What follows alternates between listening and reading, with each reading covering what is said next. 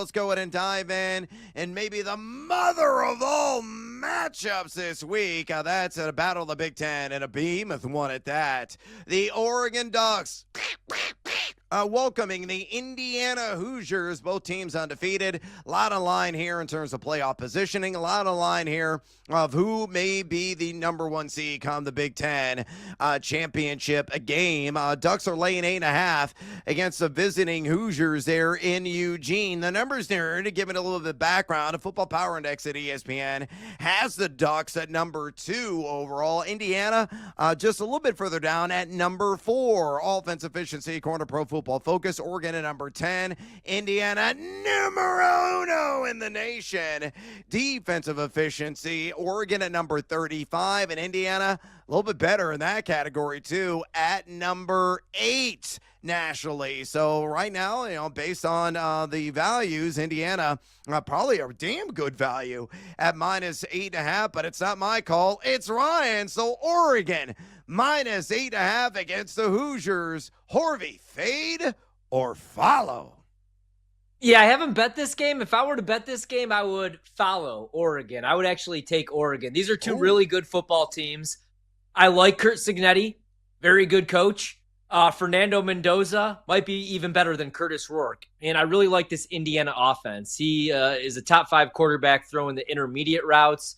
They're protecting them. But as good as they looked, Indiana that is, against Illinois, struggled a little bit against Iowa. They had 337 yards of total offense against an Iowa defense that gave up 400 total yards to Rutgers, who's 0-2 right now in the Big Ten.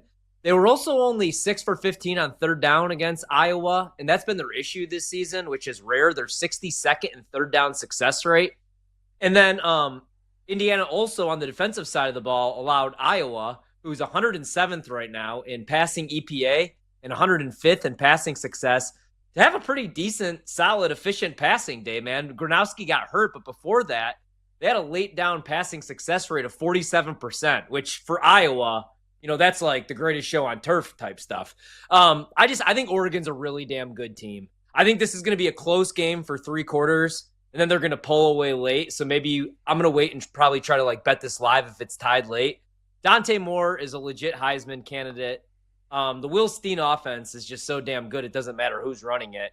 And I don't really want to bet against Dan Lanning. I've done that once this season with Penn State, and it was a huge mistake. I did it last year in the regular season with Ohio State, and he beat me. So Ducks or pass for me. I like Oregon here.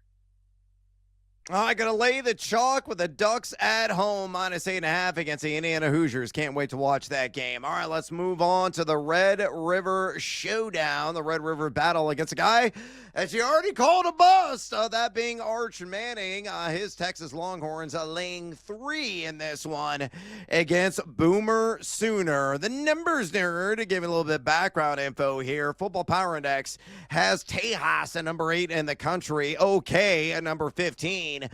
Pro Football Focus, the offense efficiency, Texas number 48 in the nation, Oklahoma number 41. Defense efficiency, Texas at number 5, Oklahoma at number 17. So do what you want with all of that pertinent statistical background.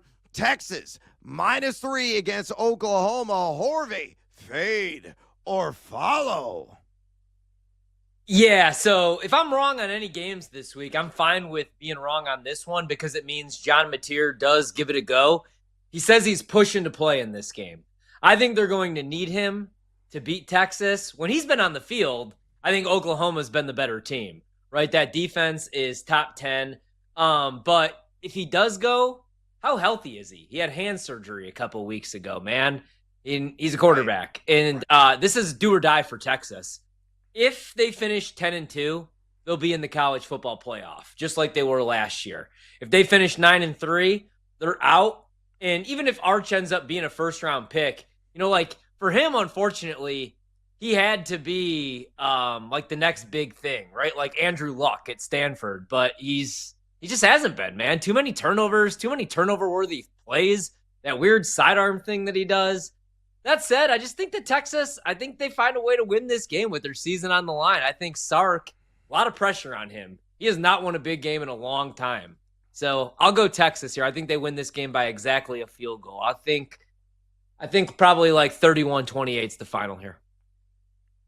Going with the fight, McConaughey's. Let's move on. We got Georgia Tech minus 14.5 against Virginia Tech. So a Tech on Tech showdown.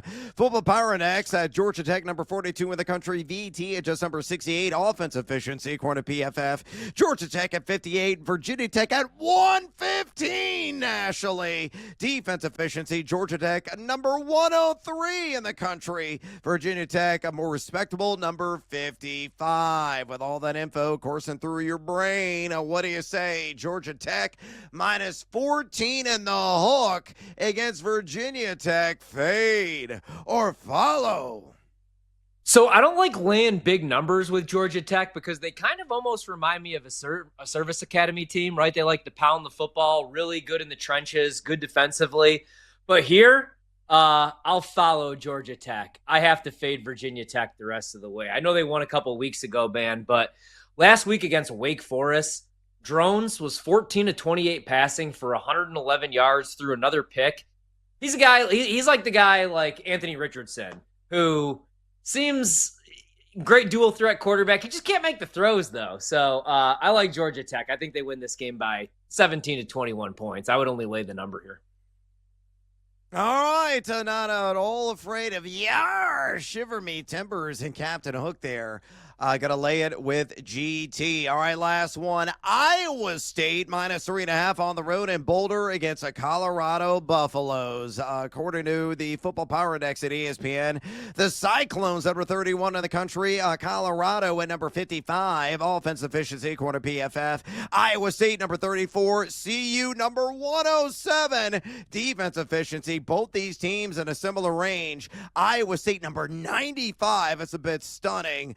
Colorado at number 98. So what are your thoughts here? Iowa State minus 3.5 on the Boulder, taking on the Colorado Buffs. Fade or follow?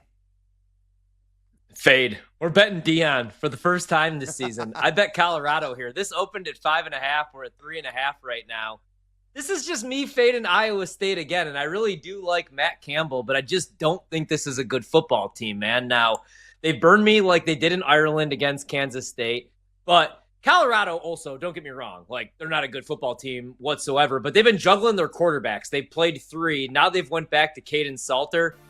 He's another guy that he could run. He can't really throw the football, but I think he's going to make enough plays. I think Colorado wins this game outright. I think they shock the world, or the 30 people that are watching. So give me the Buffs here.